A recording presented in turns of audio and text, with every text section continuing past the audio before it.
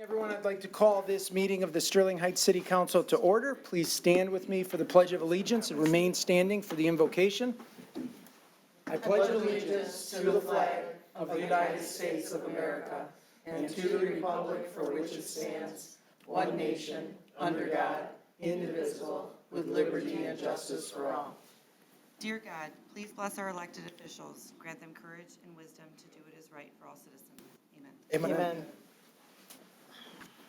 Thank you. Ms. Riska, can we please have the roll call? Here. Mrs. Sarowski? Here. Mrs. Kosky? Present. Mr. Radke? Present. Mrs. Schmidt? Present. Mr. Yanez? And Mrs. Yarko? Present. All right, thank you, Council. We need approval of the agenda. Mr. Mayor, Mrs. Kosky. move to approve the agenda. Support. It's been moved and supported. Any discussion? No discussion. All in favor signify by saying aye. Aye. Opposed? Motion carries. Mr. Yanez is not here tonight. As you can see, he did notify us before the meeting that he wouldn't be here, and he will be back for the next meeting. First item on our agenda tonight is a report from our city manager, Mark Vanderpool. Mr. Vanderpool. Thank you very much, Mayor. I'm pleased to continue with our presentations of our boards and commissions this evening. So we do have a couple of special presentations, but before we get to that, I wanted to provide one more update. Hopefully this is the last update on the water main break up in Port Huron. I mentioned at the last city council that the hope was from the Great Lakes Water Authority that they'd have this repaired by now. Actually, tomorrow was the date, the 21st. However, there's going to be another delay, just reported by the Great Lakes Water Authority. So what they're saying now is while the flushing and disinfection of the 120-inch transmission main has been ongoing, so the repair has been completed, due to the size and the technical nature of the process, the Great Lakes Water Authority is now expecting they'll take an additional 6 to 16 days before the line is fully functional. Once it's fully functional, we will then be drawing water from that line instead of the city of Detroit. So what that means is we are still under an irrigation ban in Sterling Heights and the other communities that are affected for that matter. Thankfully, Mother Nature's helping out, so I don't think it's causing too much of a hardship, but we will be in an irrigation ban now until it's estimated October 5th. So again, the reason for the irrigation ban is because we're drawing water from such a long distance. There's a chance that the water pressure could drop if there's an inordinate amount of irrigation going on. So that's why we're requesting that residents and businesses comply with this so we can avoid a boil water order from the Great Lakes Water Authority. Now, the good news is our system's working fine. We've had no pressure problems, so we're in good shape in Sterling Heights, but we do request your continued compliance with the irrigation ban. And again, moving on, as I mentioned, we've been providing updates on all our boards and commissions. The City Council thought this was important coming out of strategic planning last year, knowing all the good work that goes on in our board, with our boards and commissions. And it's been, I think, enlightening for all of us to learn all the good work that they're doing. So tonight, we're going to be focusing on the Board of Ordinance Appeals. Their work actually is far more exciting than the name itself, which you're going to see shortly. And then we're going to hear after that from the Board of Code Appeals. So starting out will be a presentation from our City Development Director, Jason Castor. Good evening, Mayor and members of Council.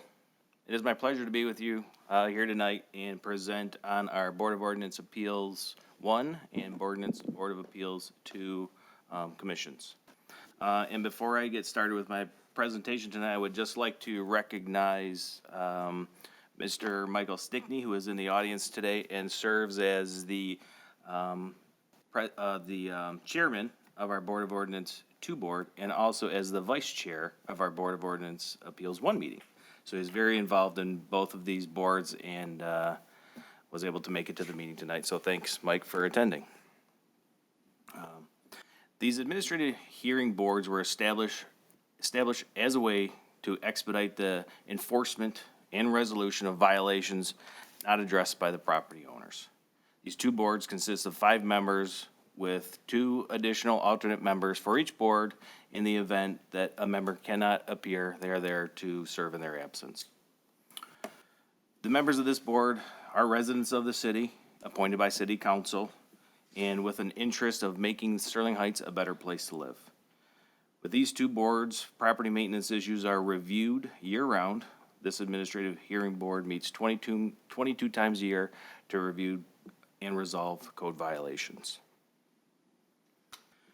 The Board of Ordinance Appeals strives to preserve property values through strict enforcement of property maintenance standards. The board reviews cases that have become a nuisance as a result of the property owner failing to comply with these standards, and may approve an immediate abatement by a city contractor at the owner's expense. The board will also review some variance requests. The most common variance request that comes in front of this board is for a fence variance on a corner lot. This board also occasionally holds hearings to review appeals to administrative decisions, which may include a dangerous dog determination, a noxious weed abatement, or licensing denials. I have the privilege to be the city liaison to both of these boards. The members of the Board of Ordinance 1 board is as follows. The chairman is Robert Irvin, who has served on this board for 10 years. And in addition, Mr. Irvin was also a previous Sterling Heights code enforcement officer.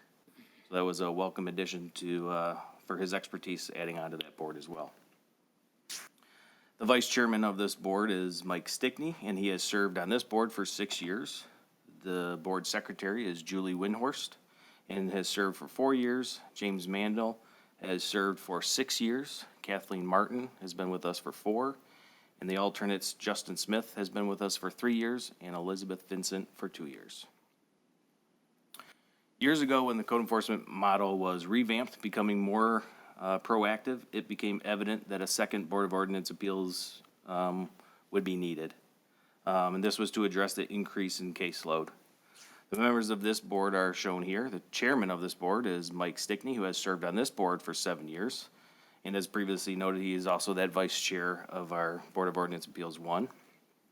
The vice chair of this board is Ben Ancona, and he has been serving on this board for 2 years. The board's secretary is Stephen Ujic, who has served on this board for 2 years. Roman Stadulowski has been with us for 3 years. Lauren Tackett has served on this board for 4 years. And our alternates, Michael Bargowski and Joseph Bedford, are our newest members and have served with us for 1 year. The Board of Ordinance Appeals 1 hears cases year-round on the scheduled Monday evenings. This board meets twice a month from June to September, and once a month for the remainder of the year. The Board of Ordinance Appeals 2 serves in the warmer months from May through October to assist with the uptick in maintenance violations during this time of the year. And during the months from June to September, we have 3 meetings a month, which cases are reviewed. Due to that increase in activity over those summer months, we are seeing cases almost weekly. This chart shows the total cases reviewed over the past 5 years. This year, our boards have heard over 207 cases, mostly considering of property maintenance violations and some fence variances. Our Board of Ordinance Appeals 1 reviews on average 250 cases a year, and our second board reviews on average about 60 cases a year. This is an example of a property that was recently presented to the board regarding nuisance conditions, the conditions that were not addressed by the property owner, and in this case were numerous outdoor storage items, overgrown landscaping, and a back porch area that was in need of repair. Here's that picture of the same property after our contractor was called out to address the issues, which shows a nice improvement. These boards will also review fence variance requests for corner houses requesting to install fencing into their front yard setback. And this is due to the fact that corner lots are considered to have 2 front yards. Shown here is a sample drawing that's provided to the board that they review from the property owner who is seeking that fence variance. Once the fence variance is approved and the paperwork is completed, the homeowner will complete the installation of their new fence. In closing, I would like to thank you for your time this evening and to the board members and staff that make this board run smoothly. I would also like to note the great job done by our code officers to resolve almost 98% of all violations prior to reaching our boards by working with the residents on compliance schedules and plans to bring them into compliance with the property maintenance code, thus reducing any forwarding of that case to our Board of Ordinance Appeals. And that completes my presentation for the evening, and I would like to return it back to Mr. Vanderpool. And Mayor, as we prepare for the next presentation, I just want to explain that the reason our program in Sterling Heights is set apart from others across the state, most communities run these property maintenance violations through district court. You could imagine how time-consuming that is, and getting before a judge who has a full docket of criminal cases to hear property maintenance cases could take months, 3 months, 6 months in some cases, in others a year. It just wasn't working for us, and it doesn't work for a lot of other communities. So the council had the foresight to create our own administrative court hearing program, which is basically what you just heard. And you appoint members that are vested in this, they really care about it, and they want to solve the problem quickly. The most it's going to take is maybe 60 days in our case with our program. And we don't run any of these through district court with some very few exceptions. If anything, we might go into circuit court on some of these.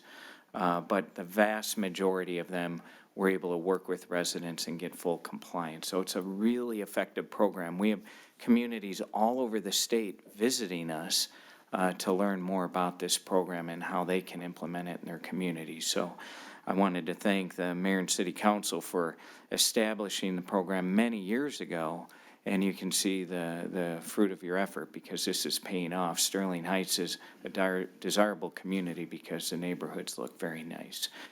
And now our next presentation will be from our building official, Frank Bayer, who's going to talk about our Board of Code Appeals. Thank you, Mr. Vanderpool, Mr. Mayor, City Council. Board of Code Appeals is actually a requirement by the State Construction Code, Public Act 230 of 1972. Michigan Building Code does require us to have a Board of Code Appeals. The Building Code does address that, what the means are for the appeals, gives that board a limitation of their authority, and also it gives some requirements for qualifications of board members.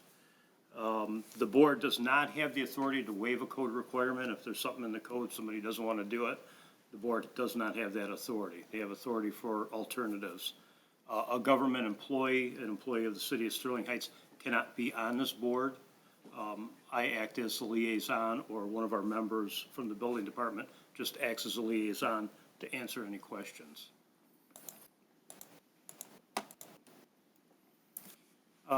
The appeals are based on true intent of the code that has been incorrectly interpreted. So if we're doing a plan review or we do an inspection and we cite the person for a code violation, if they don't believe that, their first appeal would be to the building official. If I agree with the inspector or the plan reviewer, then they can take this appeal to the Board of Code Appeals and ask for interpretation. They can also appeal if they don't think a provision of the code applies to them. And then the other alternative, which is usually the one we see, is where they're going to provide an alternative, an equal or better form of proposed construction. A decision from our board that can be appealed to the State Construction Code Commission. Appeals for requirements for accessibility for the handicap. Any requirement in the code for handicap cannot be appealed to the local board, only to the barrier-free design board at the state level. We have our 5 current members. I was surprised when I looked this up. Douglas Harvey, he's been on our board for 46 years. Laurel Johnson, 14 years. Terry Measle for 51 years. I was in grade school back then. Thaddeus Stanek, he's been on 26 years, and our newest member, Thomas Itkowski, has been on for 7 years. Nobody is chairman on the board, they kind of rotate it. Everybody, we only meet a couple times a year. Again, our meeting dates normally on the second Thursday of the month. We only schedule them when there is an appeal. Just for excitement, I'll give you a couple examples of some recent hearings. We had a 9,000 square foot building that had woodworking operation in it that exceeded 2,500 square feet. The building code is pretty straightforward, says you have to sprinkle that building, or at least that fire area where the woodworking operation is. The architect and the owner thought we were misinterpreting the code. They applied for an appeal. They went in front of the board. The board agreed with our original decision, and this building's being renovated right now and sprinkled.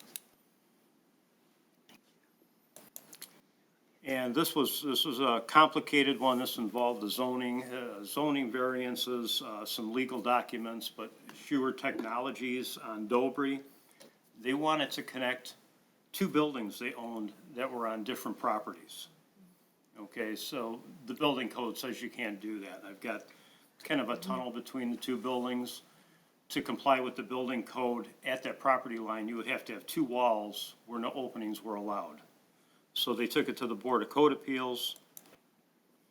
You see where the blue arrow is on there, there's the crossover in dark gray, that's the property line. They took it to the Board of Appeals, and they did grant them the variance. What they said is, instead of having those two fire-rated walls at the property line, they could move them at the entrance to each building. Also, all utilities are supplied up to the property line by the building that's on that property line. So it was a novel way. They came up with some alternatives. We talked with them on that. But again, it's not a decision we can make in the department. We went to the Board of Code Appeals and they accepted the alternative. And that's I don't know if you can see it real clearly, that's the finished product between the two buildings. They're in the midst of completing that. Thank you for your time. So Mayor, just in conclusion, we have just over 600 full-time and part-time employees, and they get paid to do the great job that they do. And then we have another 150 or so volunteers that serve on our boards and commissions that do the great work that you've seen before you tonight. So without them, we obviously could not do the good work we're doing throughout the city. And really, these boards and commissions reach every nook and cranny of the community. So I just wanted to thank all of them for their good work, and also the liaisons, two of whom you heard from tonight, who work very closely with them and spend a lot of time and effort. And that concludes my report this evening. Thank you. All right, thank you very much, Mr. Vanderpool. We'll move on to the next item on our agenda tonight. We have two ordinance adoptions. The first is to consider adoption of a map amendment to zoning ordinance number 278 to conditionally rezone property situated on the east side of Van Dyke, north of Plumbrook Road, in section 15 from O1 Business and Professional Office District to C3 General Business District, case number PZ 22-0004. Is there anyone in the audience who'd like to speak on this item?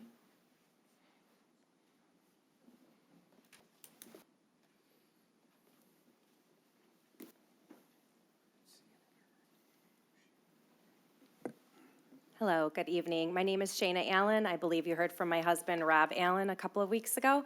And, excuse me, we are the franchise owners of Scooter's Coffee. We are requesting we're half of the part that are requesting the ordinance and the lot split. So I know there was a lot of questions that were answered a couple of weeks ago. We're super excited to be part of Sterling Heights community. Just really briefly, our 4 core values are integrity, love, humility, and courage, and that's one of the reasons that we chose Sterling Heights, because we feel like it's a really great match. So we also have Eric Lord here with Atwell. He is our civil engineer, so if you want to say anything or answer questions. No, I think being the second meeting here. I know there's some discussion first time around, but Shayna and I are here to answer any questions that you guys might have. Appreciate your time. Thank you very much. If we have any questions, we'll call you back up. You're not too far away, so you guys can take a seat now, and then if anybody else has anything to say or if the council has any questions, we'll be sure to ask. Okay? Thank you. Anyone else in the audience on this item? If not, council, we need a motion. Mayor Taylor? Mrs. Sarowski. Thank you. Resolved to approve the map amendment to zoning ordinance number 278 to conditionally rezone property situated on the east side of Van Dyke, north of Plumbrook Road in Section 15 from 01 Business and Professional Office District to C3 General Business District, case PZ22-0004, subject to the terms and conditions of the conditional rezoning agreement that the mayor and city clerk are authorized to sign on behalf of the city. Support. It's been moved and supported. Any discussion, Mrs. Sarowski? No, well, just a little bit briefly, I'm very excited about this. It's right by my drive area that is right by my house, and I think we need a coffee store in that area, so I'm excited. So that's all I have to say, Mayor. Thank you. Okay, thank you, Mrs. Sarowski. Council, anyone else? Mr. Mayor, Mr. Radke. through the chair too, do we have someone from the planning department here to answer any questions? Jason? The chair to Mr. Castor. The east side of Van Dyke has been set up as an overlay district to essentially make it a mixed-use district by choice. I'm curious what the Office of Planning's opinion is on whether a standalone, drive-through only, no pedestrian building would have on potentially the future mixed-use district. Mr. Castor. Thank you, Councilman Radke. Well, not a planner by trade, you know. I wish we had one here. Gotta do my best here, but it does continue with the zoning use in that area, the current C3 district. So it's continuing that currently. And there is a mix of uses in the area to kind of, you know, infuse a bit of a mixed use in there. Not the traditional mixed use, I think that maybe the intent was, but, you know, there is a component of this. So I guess what I'm trying to ask, and to make it very more clear, I fully believe that if we add a drive-through only establishment in there, we will never have a mixed-use district there. I believe it will be an impediment to development in that whole area. I think that this is another example of why we need to fix our zoning codes and our master plan. Because if we plan for mixed use, it would just be like, move it up the street a little bit. You know, we have a whole idea for North Van Dyke. And if someone came in there and said, we have this beautiful new building going in, the Chaldean Community Foundation, I'm gonna put a Jiffy Lube in right next door and put a giant parking lot in front of it, that would seem to throw a wrench into our plans to create a district. Because to create a district, you have to have someone go first, then you have to have a unified composition. Because what pedestrian would want to traverse a sea of cars, spouting out pollution, you know, making it very unfriendly, to then go or live next door? Now you have to cross you know, we already have problems with drive-throughs in Sterling Heights. I think of the Popeyes on Van Dyke, which has caused several car accidents that I've observed personally. And now we're going to add another thing like that into what we have envisioned as a mixed-use district. So I'm going to be the only one, I guess. I'm going to vote no, because we'll never start the future of Sterling Heights if we don't start somewhere. This project could work someplace else, but not in what we envision as a mixed-use district. And I'm disappointed in the Office of Planning and other people for not standing up and saying, we have a plan for Sterling Heights. We have to move forward. And it's this council's responsibility to say no. You know, anything is better than a parking lot. I agree with that. I think anything is better than a parking lot. But when it stymies development, when it harms the future interests of the city, I think it's incumbent upon us to say that this is not right for this place. And I find it very frustrating that we are going to set back development there. That's all I have, Mr. Mayor. All right, thank you, Mr. Radke. Council, anyone else? No further discussion. All those in favor signify by saying aye. Aye. Opposed? No. Motion carries with 5 yes and 1 no. Mr. Yen is absent. Congratulations. Good luck. I hope it's better than Tim Hortons. It can't be worse. I'm looking forward to it. Congrats. I think that was part of the conditions of the rezoning. Make Well, it better. they, you know what? They should have had samples here. I think that they might have won one more over. I don't know, maybe not. But we wish you good luck. We hope to see you soon, and I will definitely be there. Okay? All right, next item on our agenda tonight is to consider adoption of a tax exemption ordinance providing for payment of service charges in lieu of real property taxes for the new Alkosh Apartments residential housing located at 2500 15 Mile Road, and to approve a municipal services agreement. Is there anyone in the audience who'd like to speak on this item? Mr. Nelson.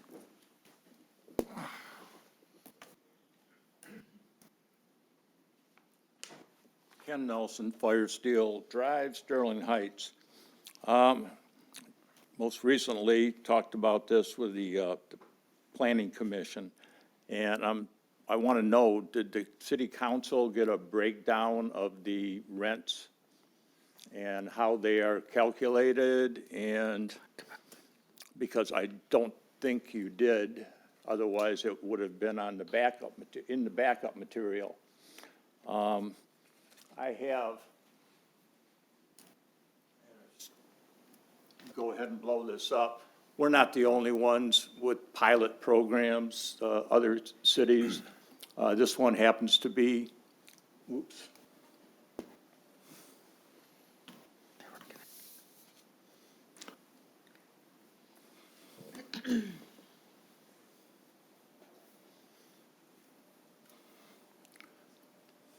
All right, very, very clear. You can obviously, Very clear. Okay, there so, might be something wrong with your glasses, Mr. yeah, it might I be, can see it might be, yeah. Oh, they're They're getting it, they're getting it, they're getting it, okay. Now, I'll take it out of focus. Calculations of the rents, which I believe are the basis for the pilot program. The pilot program, you guys are gonna give your approval to move forward, but it's MISTA that handles this. This is a Section 8 project, and I am wondering what we're gonna name this ordinance that we're proposing, and what the number's gonna be. Because I think the other Section 8 housing that we have should also have one of these tax, what do you call it? Tax exemption ordinance. Okay? I can't find any. And I believe the one that we have on Delco and Canal is a Section 8 project also. So I'd like to find a little bit more information. If you don't have this, I don't think you should make a decision on it tonight, or I think the finance petitioner is here. Have him come up, display this for you, and go from there. Okay? Totally against this pilot program. Okay, thank you, Mr. Nelson. Anyone else in the audience like to speak on this item? Ms. Wright?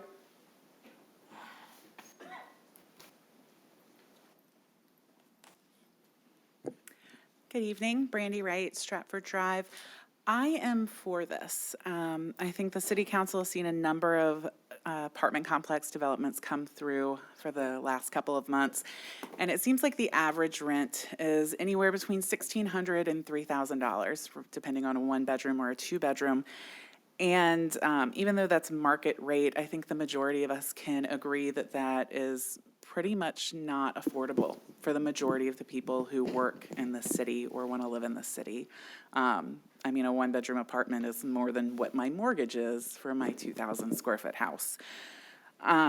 We have people who volunteer and have volunteered for years on our boards and commissions who cannot afford to live outside of their parental home, who still, you know, at the age of 25 have to live with their parents because they can't afford to live in the city.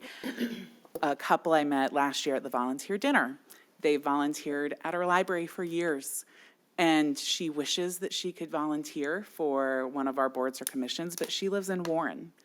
And she loves our city so much that her and her husband have dedicated years trying to make it better in any way that they can. So if something like this will allow people like that who really want to spend their time and their energy to make our city better, if this allows them to live here, then why would we vote against that? I think that people who don't make as much money as us, they still deserve to have nice places to live. They still deserve to have good schools to send their children. And so I think this would be a benefit to our community, not a negative. Thank you. Thank you, Ms. Wright. Anyone else? Yes, sir, come on up.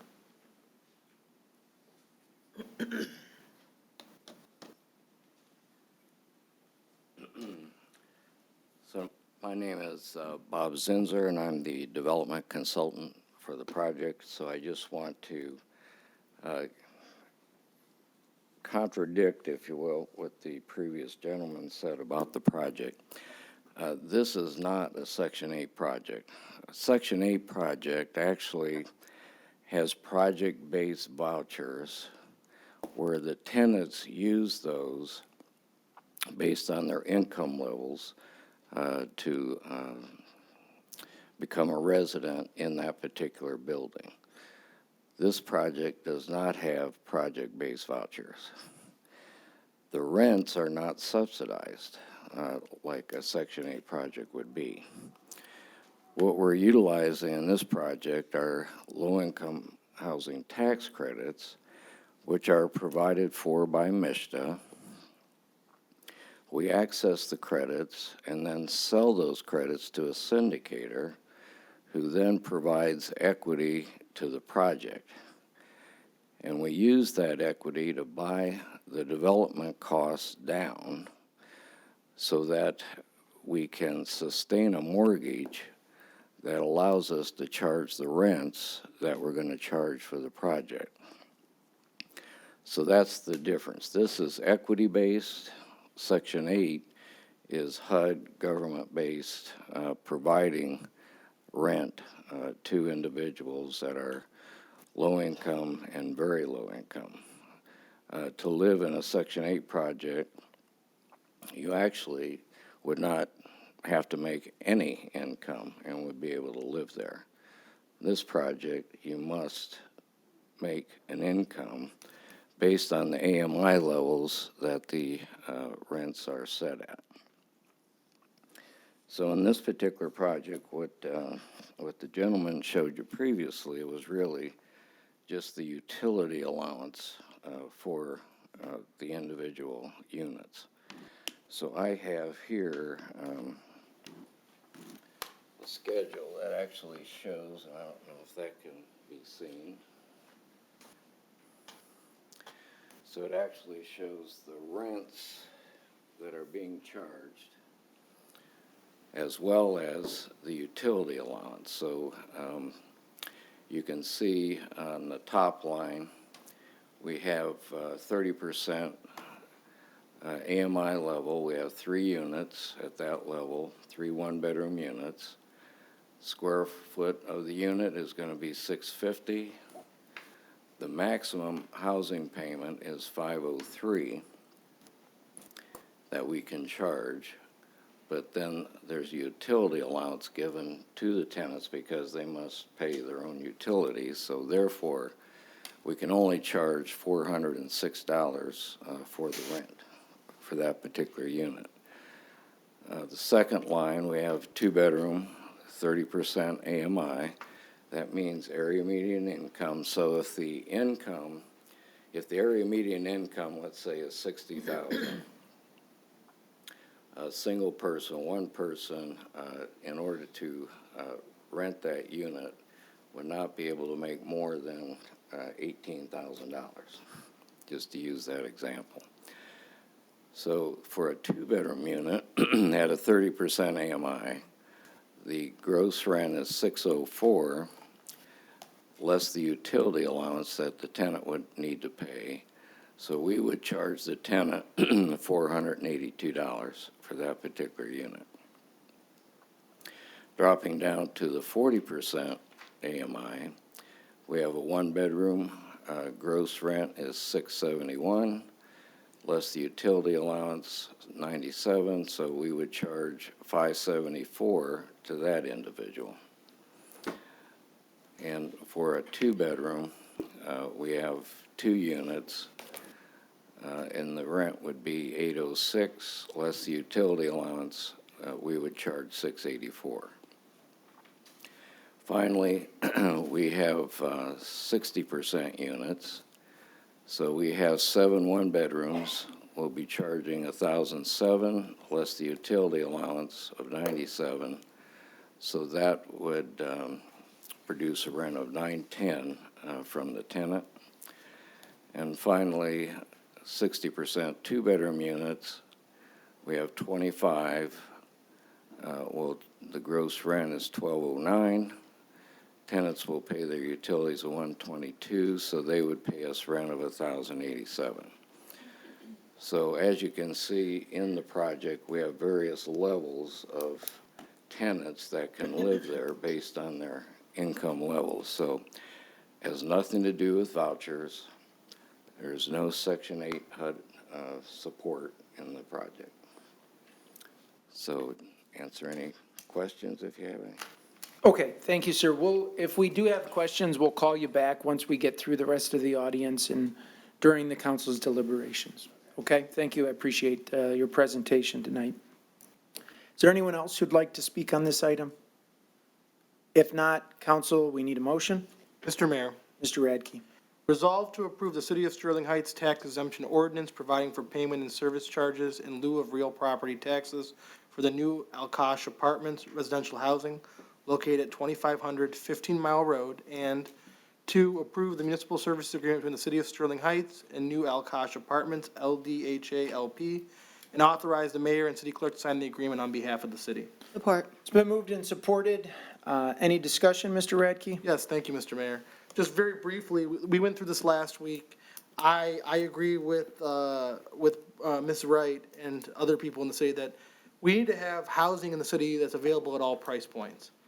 And because this housing is based upon your income, we are moving people who are working into our city. And as someone who grew up with not a lot of money in my family growing up, this is going to be a godsend to those people. Because when my mom was a working nurse, she wasn't making a lot back in the day.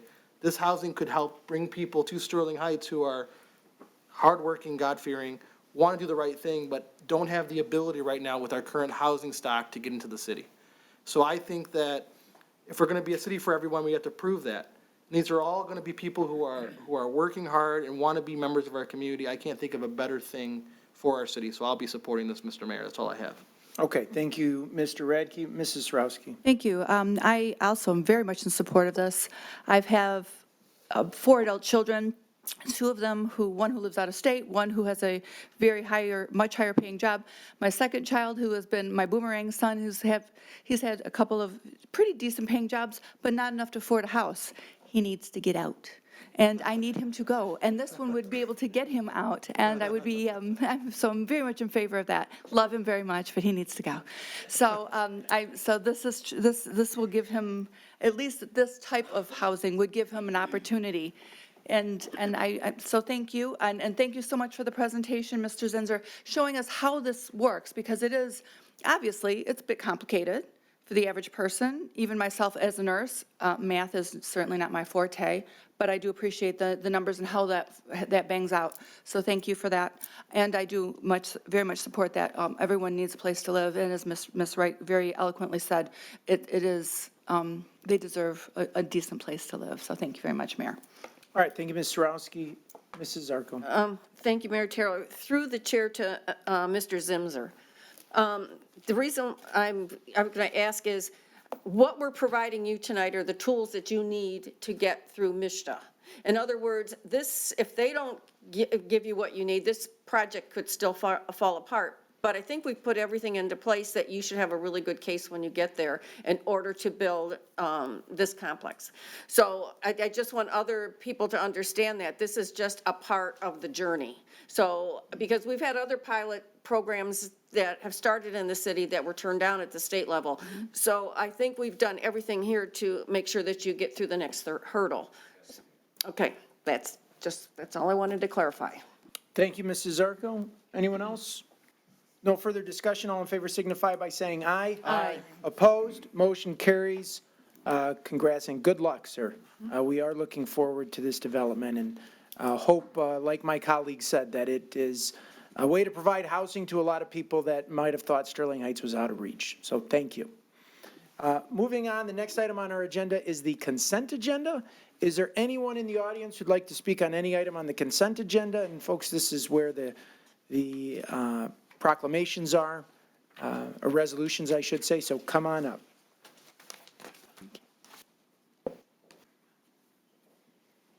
Thank you, Mr. Mayor, and all the city council for having me. My name is Diane Glaza-Helbling, and I am from the Michigan Ovarian Cancer Alliance, a nonprofit that was started here in 2011 for all of the state of Michigan.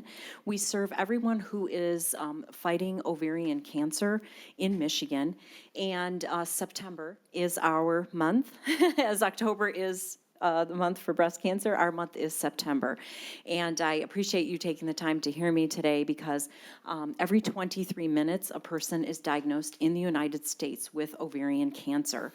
And unlike breast cancer having a mammogram, our cancer has no early detection test, no early screening test that will tell you that you have this disease. Our only opportunity to save lives is to spread awareness, and I am, as a born and raised Sterling Heights resident, and my beautiful mother who's with me tonight, a 58-year resident, you guys agreeing to light up the halo teal to celebrate our Ovarian Cancer Awareness Month is super important to everyone in the state of Michigan. It brings to the city of Sterling Heights and all of the communities surrounding it awareness to this disease. And just to share with you, because we have no early detection test and absolutely no way to know that you have this, I would like to at least let you know what the symptoms are. And we use a very simple word to kind of trigger everybody, and it's BEAT, beat ovarian cancer. The BEAT stands for bloating. E is eating issues. A lot of our survivors who have this disease take a bite of food, can't eat anymore. They feel full very quickly. Abdominal pain, pelvic pain, and frequent tinkling, going to the bathroom constantly. And we always tell people, if you have ovaries or you know someone that does, please share these symptoms with them and let them know if they have 12 of these in a month, go to their doctor, advocate for themselves to be seen. There are things that they can do to make sure, whether or not you have ovarian cancer, but no early screening tests. So knowing these symptoms and sharing them is critical. This is not an age discrimination disease. We have survivors who are 5 years old, 10 years old, 15, 20. Unfortunately, it is always a late stage diagnosis, and the survival rate is 5 years. So that is why we're here, and I'm so very grateful on behalf of our organization for you agreeing to light the halo teal in celebration of ovarian cancer awareness. I did bring some brochures about Mioka, my organization that I work with, and also bracelets that I would really appreciate if you would wear one, tell someone about Ovarian Cancer Awareness Month, and help me to save lives in Sterling Heights and the surrounding communities. Thank you so much for having me here today. Thank you very much. I appreciate it. We don't give enough credit to folks like you that just do it for the sheer reason of just getting the word out. So we thank you for that. If you don't mind, just leave anything you want for us with our city clerk, and she will pass that out to us, and we're happy to get the word out. Thank you very, very much. Thank you. Anyone else on the consent agenda?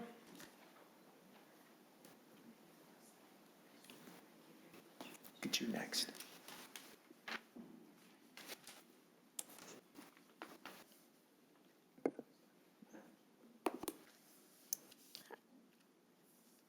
Good evening. My name is Amy Arini, and I'm a former resident and former elementary school teacher of Sterling Heights. I'm here today to accept the resolution to help bring attention to the specific issues of stage 4 metastatic breast cancer, and to help and thanking you guys for help raising public awareness about the facts of the disease by recognizing October 13th as National Metastatic Breast Cancer Day. October is Breast Cancer Awareness Month, with pink everywhere you look, But in 2009, the House and Senate unanimously passed a resolution to recognize one day of Breast Cancer Month as Metastatic Breast Cancer Day. And that day is October 13th, but no one seems to know this. Why is this important to me? Because 3.5 years ago, at the age of 44, I was blindsided with the diagnosis of stage 4 breast cancer. During a routine yearly mammogram, something looked suspicious.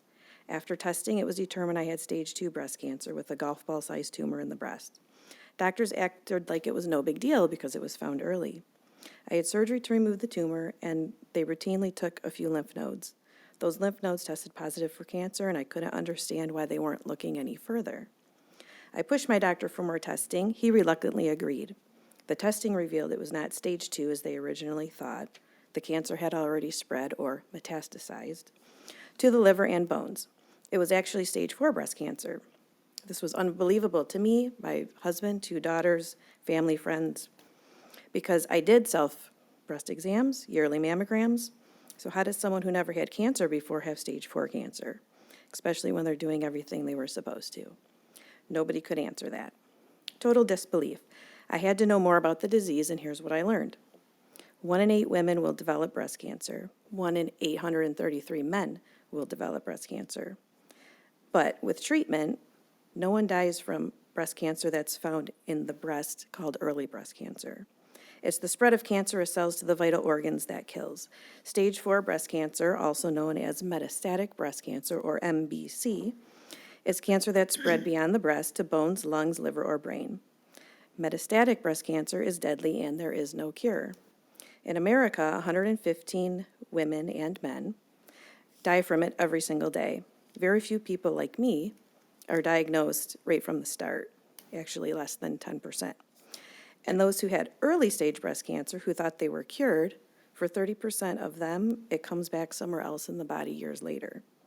The 5-year survival rate is 22%. People with MBC are in treatment their whole lives, and remember, treatment's not a cure. It's only slowing down or stopping the cancer from spreading for a while. We stay on a specific treatment till the cancer outsmarts it, then we move to another treatment, but there are only so many treatments available. For some, our body becomes too weak or damaged to take on any more treatments. I also learned those breast cancer fundraisers you see everywhere, most of the money raised goes towards breast cancer prevention or early detection. Very little of that, only less than 5%, of all the money raised for breast cancer is dedicated towards research for stage 4 breast cancer. I found Medivivor Research and Support, a national organization, at medivivor.com and became a volunteer. Medivivor is the only organization in the U.S. that uses 100% of funds exclusively for MBC research. Medivivor's mission is to transition MBC from a terminal diagnosis to a chronic, manageable disease with a decent quality of life. And they believe at least 30% of the funds collected by those other breast cancer organizations should be dedicated to MBC because stage 4 needs more. And lastly, what does Medivivor mean? Well, the term survivor is often used to identify someone who has completed cancer treatment and survived.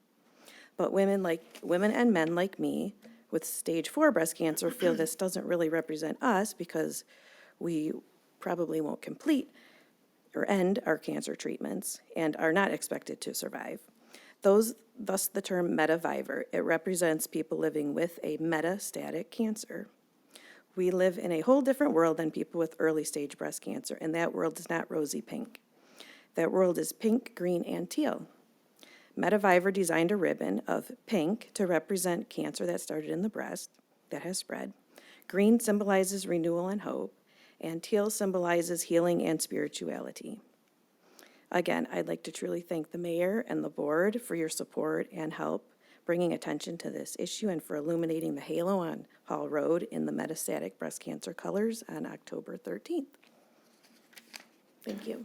Thank you, Amy. That was pretty eye-opening, and I appreciate it. You know, you think you know a lot about this disease that affects so many people, but you taught me something I didn't know. And I appreciate your courage in being here, and keep fighting, okay? Thank you. Thank you. Okay. Next on the consent agenda. Good luck. Got a busy one today. That's quite all right. Good evening, Honorable Mayor Michael C. Taylor and distinguished members of City Council. As a member of the Hispanic Latino community, I am pleased and grateful to learn about the resolution that Sterling Heights has adopted recently, the recognition of National Hispanic Latino Heritage Month. Myself and my organization, Artistas Latinx en Acción Siempre, want to extend not only our thanks for this resolution, but to be the first Hispanic Latino nonprofit organization to offer our services when needed and to possibly bring forth future events to Sterling Heights when the opportunity is possible and presents itself. But we must be clear, these future events will be Hispanic Latino themed, but it is open for the entire community and the public that lives here and the surrounding area of Macomb County to attend. Our main goal is to share with our audience the Hispanic Latino experience. We do this in a safe space that is open for the entire community to enjoy an evening of presentations and performances from local Michigan artists. Through our events, we've been able to educate and entertain our audiences, and we wish to establish our presence within the communities of Michigan, as we have done in Saginaw. Furthermore, we do not keep this exclusively for Hispanic and Latino artists, but we have included all local artists from every culture and community as well. The artistic community that we have been fortunate to work with are singers, musicians, poets and storytellers, and dancers. We have included artists in several mediums to display their works of art as well.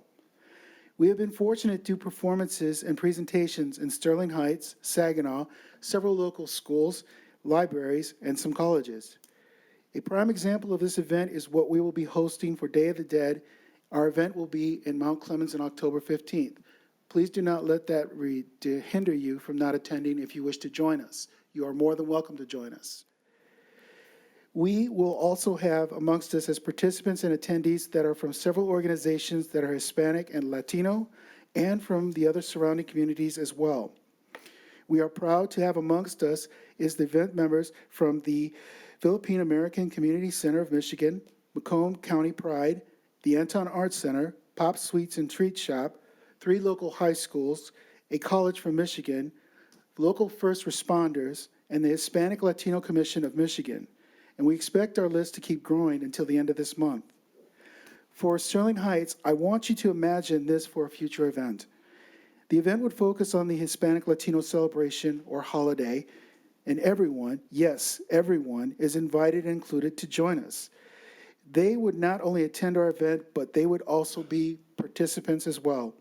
All of us from Sterling Heights and the surrounding communities of Michigan coming together to celebrate, have fun, laugh, and enjoy the festivities planned for the day. We at ALAS, we want to bring this to Sterling Heights. We are ready to work with the Sterling Heights Ethnic Community Committee, Councilman Henry Yanis, and all groups and organizations and businesses that have been part of our network. With the help from Sterling Heights, we can set a date for the event where we can host it and begin to plan a successful fiesta. Furthermore, besides the date, we'd want to know what we should plan as a financial budget for the expenditures for this event as well. We would gather help from our sponsors as of now to help us with that part right there. I wish to thank you for the opportunity to speak at this meeting. Again, myself and my organization, ALAS, wish to express our gratefulness that this resolution has been adopted by the City of Sterling Heights to recognize the National Hispanic Latino Heritage Month. Gracias. Thank you. Thank you. We appreciate that very much, and we'd be more than happy to work with you to plan. I forgot one more thing. Yeah, go ahead. Yes, Mrs. Davis has flyers for that Day of the Dead tent for October. Yes. Yeah, we got So I want to make sure that you got those, so no one say you didn't give us anything. We got it. All right, thank you, sir. Thank you. And as I was saying, we would be, I know I personally would be more than happy to work with you, and our staff would be to plan something here. We have an incredibly diverse city, and, the Hispanic heritage and the Hispanic community here is one that I don't think we have a huge, But that's okay. We can celebrate it, you know what? I know that Mr. Yanis is going to be upset he missed this meeting. I'm sure he is too, but you know, I'm upset because he owes me $5. you, That's why he's not here. You're the only one, right? you know, I can promise you what we can do in Sterling Heights is throw a pretty good party. And so, Exactly. we don't need much of an excuse, and so we'd be more than happy to. And, thank you again for being here tonight. Appreciate it. Thank you. Anyone else on the consent agenda? If not, I'll close that, and council, we need a motion. Mr. Mayor, Mrs. Kosky. move to approve the consent agenda as presented. Support. Been moved and supported with no discussion. All in favor signify by saying aye. Aye. Opposed? Motion carries. Next up is a consideration item. This is to consider appointments to the City of Sterling Heights Zoning Board of Appeals. Is there anyone in the audience who'd like to speak on this item?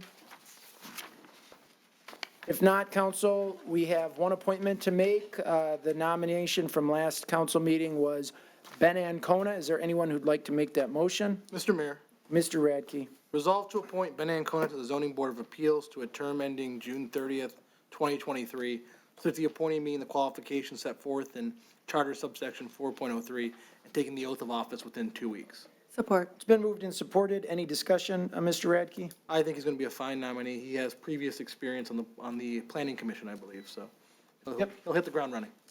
Council, anyone else? No further discussion. All in favor signify by saying aye. Aye. Opposed? Motion carries. That completes that portion of our agenda. We'll move on to communications from citizens. Is there anyone in the audience who'd like to speak on any item not on tonight's agenda? Come on up, sir.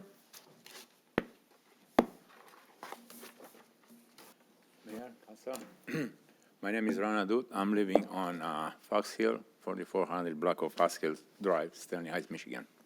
I'm here to get some answer about that latest water bills we have in the city. After we change we go to the new meters.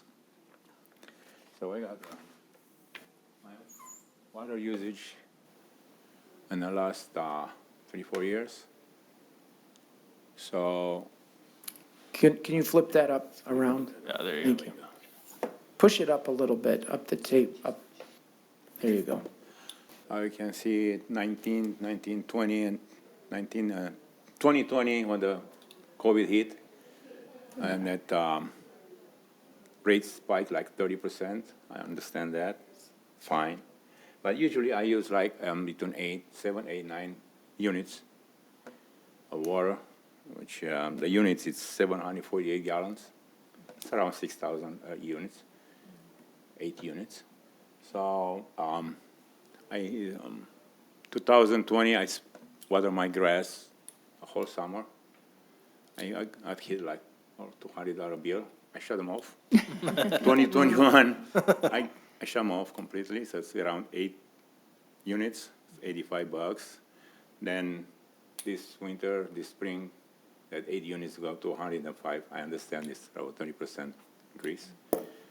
Meter change came. We go the same.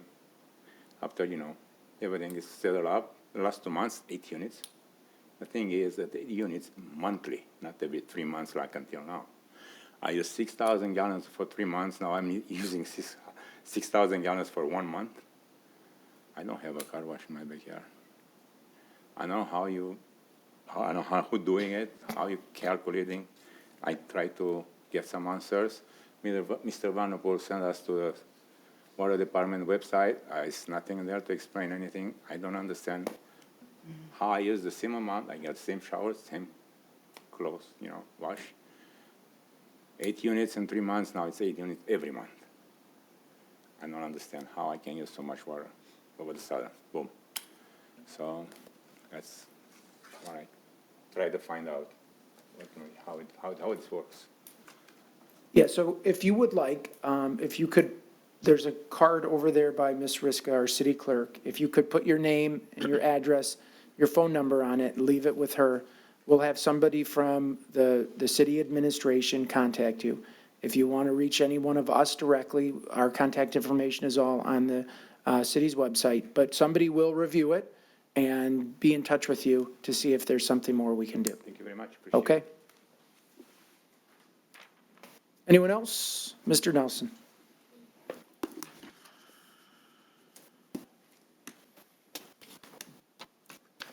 Wish it would have been like that at my water complaint last time. I wanted to give an update on my water complaint, which was I had foul-smelling water and stagnant water. I ended up calling the water department, and two gentlemen, after the third attempt, two gentlemen were sent out to go ahead and take care of my fire hydrant. Fire hydrant, I understand, 8 foot, and all the nice red water that comes out from the iron. And after that, we had a bunch of foamy white water that they really couldn't explain what this was coming from. But anyway, my water is tasting much better now, thanks to the water department. The other item that I have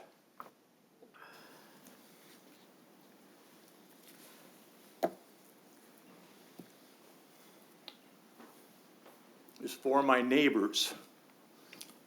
Gentleman across the street had over $2,000 of cement replaced, and they did a great job. Luigi did a great job of preparing the sidewalk. But they spent an awful lot of time with that root cutter in getting the tree roots from that big tree that are right there. I've complained about this, and I really get irked when Mr. Radke here starts talking about his trees. You need to look at something, and I totally believe that the people should not be paying for this. They don't pay for cement that is replaced when the water main under those trees breaks. But they are charged if, through no fault of their own, that tree is 40 years old, 45 years old. Nothing you can do about it now. It's going to happen. But it lifted up all his sidewalk. The city should be paying for that, and I need you to look into that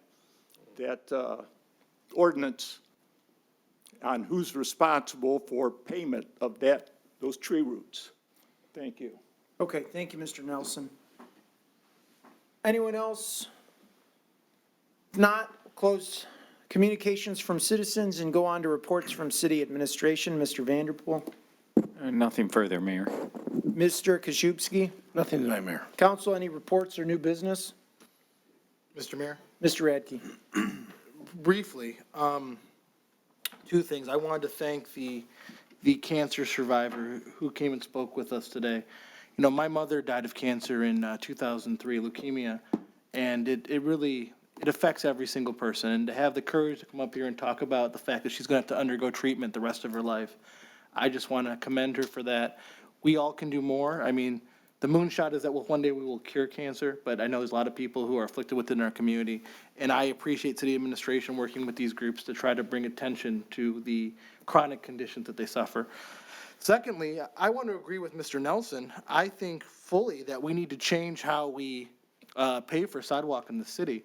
I think it's long beyond time that the city, like our streets, we pay for sidewalk out of city funds and not essentially special tax residents who are our longest term and most valuable residents for sidewalk repairs. Right now, you could buy a house in Sterling Heights, live here for 5 years and leave, and not pay $1 towards sidewalk replacement. But my father paid for his second round of sidewalk replacements this year. They took out 3 slabs in front of his house. And penalizing people who've lived here the longest to pay for sidewalk, I think, is inefficient and frankly wrong, because we all use it. We don't do it for streets. We don't replace the street in front of your house and send you a bill. But, you know, if we want to become a pedestrian-friendly city, we do it for sidewalk. So I agree with Mr. Nelson. I think through some way, the city should subsume the cost of sidewalk repair. That being said, at the end of the day, sidewalk costs what sidewalk costs. Whether the resident pays for it or we pay for it, we're all going to be paying for it through our taxes. And I also want to push back against the idea that somehow we should eliminate these trees. I think that's the under thing, what he was trying to say. You know, Sterling Heights has already been rated as one of the tree poorest communities in the metro region. We have a lower tree canopy than almost every city that surrounds us, including Detroit. And the idea that we're going to cut down more trees is just going to increase the problems we have with runoff, with heat, with unsustainable practices that have basically stripped our city bare. So I would urge the council, I know we've been talking about, think about a way that we could improve, because my neighbor across the street has 4 beautiful trees, and he had to pay $3,000 for a sidewalk replacement, almost total replacement, which sucks. I feel for him. But we need to figure out a better way to pay for sidewalk and also protect the tree canopy that we have. That's all I have, Mr. Mayor. All right, thank you, Mr. Radke. Council, anyone else? If not, okay, Ms. Sarowski. Just very briefly, and I just wanted to thank the residents for bearing with the delay again in having our ability to water our lawns, and thank them for their patience and their cooperation, and asking them to please bear with us a little bit longer and not watering their lawns. I know it's frustrating, and you look at your dry patches of grass and you think, oh, great, here we go again, but thank you again for bearing with us until the 5th of October, and I appreciate that. So that's all I have to say. Thank you, Mayor. Okay, thank you, Mrs. Sarowski. Anyone else? If not, I have nothing tonight, so I would entertain a motion to adjourn. So moved. Support. It's been moved and supported. Without any discussion, all in favor signify by saying aye. Aye. Opposed? This motion carries. This meeting is adjourned. Thank you for coming out tonight.